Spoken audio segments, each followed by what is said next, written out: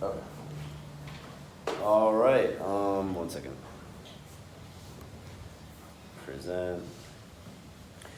All right. So my name is Dario Moore, and my work kind of began with illustration. Like back when I was a child, I used to always like drawing cartoons in the margins of my paper.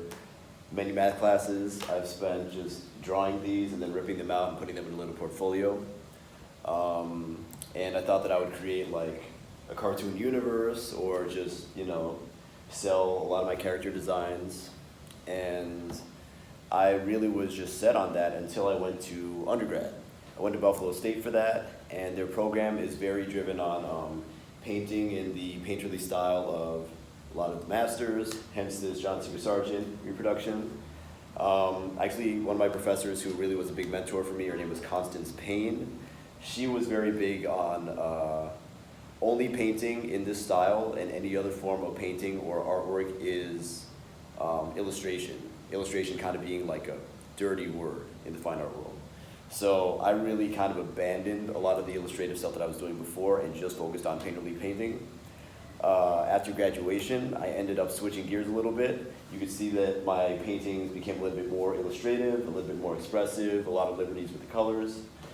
And I really found that I enjoyed that. And I started pushing even further beyond kind of more of the classic renderings to some graphic design and things. This is actually a video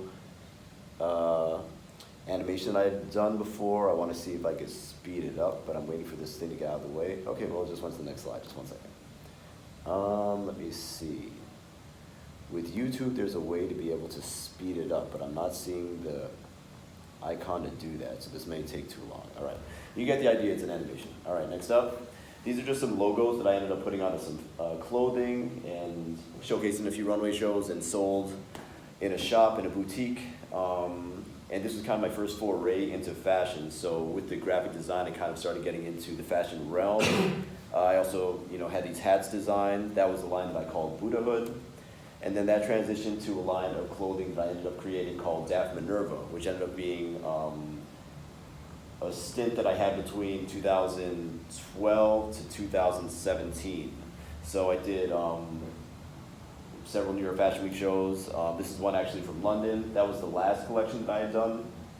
And then I ultimately ended up taking a break with that, going back to get my MFA at City College. I really, in this program, wanted to get away from doing any kind of realistic rendering of figures, anything in that vein. Because alongside the fashion, I was still doing a lot of portraits, and I wanted to break out of that. So this really kind of set the tone for a new direction in my work, which kind of amalgamated some of the graphic design work, some of even the illustrative stuff that I was doing before I got into more classical paintings and things. And also with the incorporation of assemblage and some fabric manipulation sculptures like the one in the center. The one on the left is actually a painting it's a piece that I created in a residency in Peru, using fabric dyeing techniques from people of the Andes. Ears. Yeah. You forget the ears all the time. Say ears. Ears? Yeah. In Peru, what year? Oh, my mistake, the year. Yes, this is last year actually, over the summer. Yes, good call. So these are just these are some rough elements that I was incorporating into larger shrine-like installations that I was creating at the time. So this is actually, these were icons that would be set inside of some more elaborate environments that I would create for them. You can see the work that I created in the residency inside this larger piece, which is called the Catch, which incorporated an audio element. Someone would sit inside, as you can see on the right-hand side, with headphones on, listening to instructions, and also reading instructions inside of it to be able to further experience what they're enveloped inside of. Here's another piece called, what did I call that? Matchstick Tree. That's what that's called. A lot of these were with stretcher frames, so further trying to decontextualize like my work from anything kind of in the classical realm. I was ripping apart like old canvases and paintings that I created, and also taking apart the stretcher frames and rebuilding things out of it.